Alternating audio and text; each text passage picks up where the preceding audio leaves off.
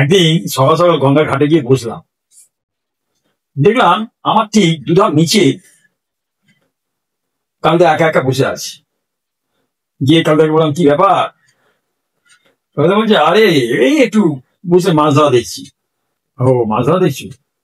আচ্ছা কালকে দেখো একটা কথা, এই যে আমরা বৃষ্টিতে একটু ভিজলেই আমাদের সর্দি কাশি, তারপরে হ্যাঁচো হ্যাঁচো, কিন্তু দেখো মাছগুলো সারাদিন জলেতে রয়েছে। এই ওদের কেন সর্দি কাশি হয় না বলতো? তুমি না সত্যি, তুমি মাথা মোটা। আচ্ছা বলতো, মাছ জলচর প্রাণী না স্থলচর প্রাণী? মাছ তো জলচর প্রাণী। তাহলে তুই এমন একটা মানে কথা বলি না, মানে কোনো কমন সেন্স নেই। কালকা বলছে, এরপর তুই আমাকে বলবি মাছের ডাক্তার আছে। আমি বললাম, হ্যাঁ আছে তো। কে? আরে আমার পিসি তো। আমার পিসি ফিশারি ডিপার্টমেন্টে কাজ করে না, বোধহয় 2 বছর রিটায়ার আছে, উনি ভালো পোস্টে আছে। হ্যাঁ, উনি তো সব জানে। তাই?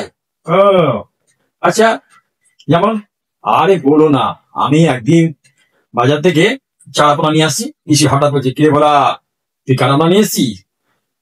কাটাবো না, চারাপোনা এসেছি না, তুই কারাপোনা এসেছিস বলিস কি? হ্যাঁ গো। তারপরে তো ছোট ছেলেটাকে স্কুল থেকে নিয়ে আসছি, বলছে এখনো তুই সেই বর্দার হাত ধরে আসবি? বোঝো কাণ্ডটা। বাবা, তুই কি বলছিস রে?